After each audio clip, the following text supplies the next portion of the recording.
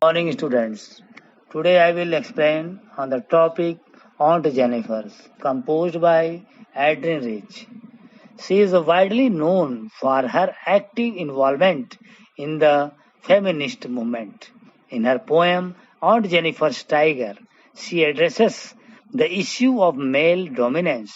The poem brings out the struggles and conflicts a woman has to go through in male Calvinistic society.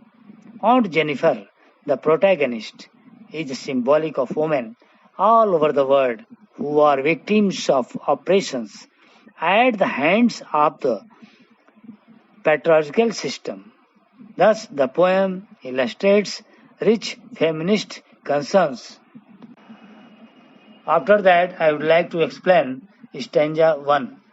Aunt Jennifer's tigers prance and move across a screen or wall. The poet describes them as bright colored like the shining golden yellow jewel topaz. They are the free inhabitants of the green forests and are not afraid of men standing under the tree. These tigers move about with grace, elegance, and confidence. Aunt Jennifer's tiger are not real or living tigers. They are images created by her on tapestry. On Jennifer's, who is led captive by the oppressive hand of a patriarchal society, creates in her art an alternate world of freedom. The tigers represent her dreams, her desires to be free from constant fear and oppression that govern her life. These majestic and fearless tigers also present a sharp contrast to Aunt Jennifer's herself, who is bound by the constraints of married life. After that, I would like to talk about stanza second explanation.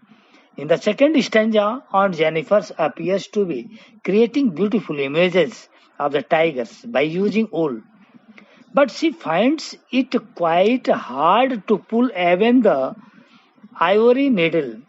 She is so terrorized and tortured that she is unable to carry the weight of the wool. Her fingers flutter. The uncle's wedding band seems heavy on her hand. It suggests that she feels burdened with her material responsibilities. Through this stanza, the poet wants to convey the fact that a woman throughout her lifetime works to glorify the tiger that is her husband, but she feels so much subjugated that the more marital bond becomes a burden of her on her. This is also the reality of Aunt Jennifer's life. After that, I would like to talk about third stanza of the poem. The final or the third stanza of the poem reveals a sad truth.